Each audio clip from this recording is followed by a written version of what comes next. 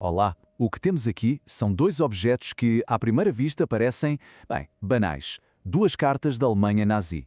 Mas, como vamos descobrir juntos, são muito mais do que isso. São autênticas cápsulas do tempo que nos permitem desvendar as histórias extraordinárias por detrás de palavras aparentemente comuns. Reparem bem nisto. Duas cartas com apenas um ano de diferença. 1943 e 1944. A pergunta é: o que é que estes simples pedaços de papel nos podem contar sobre o que era viver dentro de um império em pleno colapso? É isso que vamos tentar perceber. E é aqui que começa a nossa investigação, por assim dizer. Porque estas cartas não são só papel e tinta. São artefactos históricos, cheios de camadas de significado, tanto a nível pessoal como, acreditem, político. Temos, de um lado, uma carta de 1943, escrita por uma mãe, a F. Tabormann, e do outro lado, um ano depois, em 1944, a de um soldado, Richard John. São dois retratos de momentos muito distintos da guerra que nos mostram duas realidades que se estavam a afastar cada vez mais. Por um lado, o calor do lar, as preocupações familiares, e por outro, a frieza e a brutalidade de um império a desmoronar-se na frente de batalha. Ok, então vamos lá abrir estas cartas, vamos espreitar para além dos selos e dos carimbos e mergulhar nas histórias humanas, nas emoções que estão presas na caligrafia de quem as escreveu. E aqui está a primeira. É da mãe F. Tabormann para o filho Harald. E o que é que ela conta? Fala das coisas do dia-a-dia, das preocupações domésticas. É uma tentativa quase desesperada de manter uma certa normalidade, sabem? Mesmo com o racionamento a apertar e com a família espalhada pela guerra.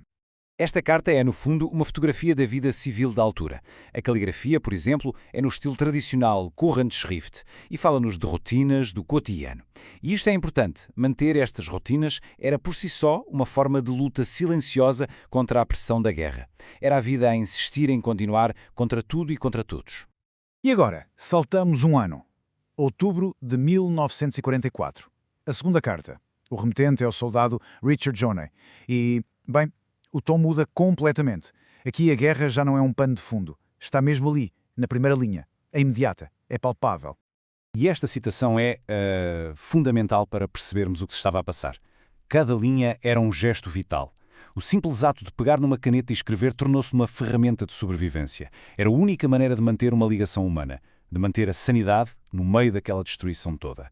Cada palavra era, de certa forma, um pequeno ato de resistência contra o caos. E a carta do Richard reflete isso na perfeição. É uma mistura estranha do mundano com uma ansiedade quase palpável. Ele fala de coisas como banhos improvisados ou de ir ao dentista, mas ao mesmo tempo fala do medo constante dos ataques aéreos, da saudade imensa da mulher, que teve de ser evacuada. É um homem a tentar agarrar-se a qualquer vestígio de normalidade, enquanto o mundo à sua volta, literalmente, se desfazia. Muito bem. Agora vamos fazer uma coisa. Vamos deixar o conteúdo das cartas por um instante e olhar para o envelope. Porque os selos, os carimbos, eles também contam uma história. A história da implacável máquina estatal nazi. E olhem bem para este selo. É o selo que estava em ambas as cartas. Parem para pensar nisto por um segundo. Cada mensagem pessoal, cada palavra de amor, de preocupação, tudo isso era transportado sob o olhar atento de Adolf Hitler. O símbolo máximo do regime estava, literalmente, colado a cada pedacinho de vida privada. Exato! Estes selos não serviam apenas para pagar o envio. Eram, na verdade, uma ferramenta de propaganda poderosíssima. A imagem do Führer tornava-se uma presença constante no dia-a-dia. Um lembrete permanente de quem mandava, de quem controlava tudo. E é aqui que as coisas ficam ainda mais arrepiantes. Porque, pensem bem, enquanto a vida das pessoas era um caos absoluto, a máquina administrativa do Estado, como os Correios, continuava a funcionar com uma precisão quase mecânica. Uma eficiência notável, ao serviço de uma ideologia completamente destrutiva. Ok, então agora vamos dar um passo atrás. Vamos alargar o nosso campo de visão e colocar estas histórias, as pessoais e a do Estado, no contexto mais amplo dos últimos e terríveis anos da Segunda Guerra Mundial. Esta cronologia ajuda-nos a situar tudo. A carta da F. Tabormann é de 1943, precisamente no ponto de viragem da guerra, depois de Stalingrado. Já a do Richard John é de um ano mais tarde, quando a derrota do regime já era praticamente uma certeza. As palavras deles, claro, refletem estes dois momentos muito diferentes. E isto explica muita coisa nas cartas. Por exemplo, lembram-se de a mulher do Richard, a Margaret, estar na Áustria rural? É por isto. As evacuações de civis eram uma prática comum para tentar proteger as famílias dos bombardeamentos brutais que estavam a destruir as cidades alemãs. E agora chegamos ao momento em que juntamos todas as peças. Vamos pegar no fio humano, no fio do Estado e no fio histórico para finalmente percebermos o verdadeiro significado destes objetos. Esta tabela, na verdade, resume tudo de uma forma fantástica. Reparem, cada carta é ao mesmo tempo três coisas. É um documento pessoal, um elo vital, é uma peça de propaganda do Estado e é um testemunho histórico.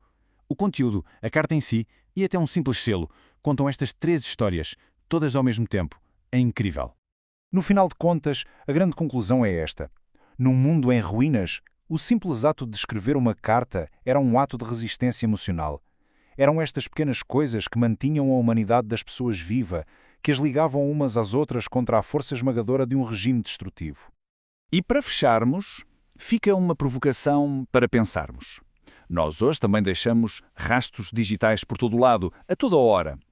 A pergunta é: o que é que as nossas mensagens, os nossos e-mails, vão dizer sobre o nosso mundo a um historiador daqui a 100 anos? É algo em que vale a pena pensar.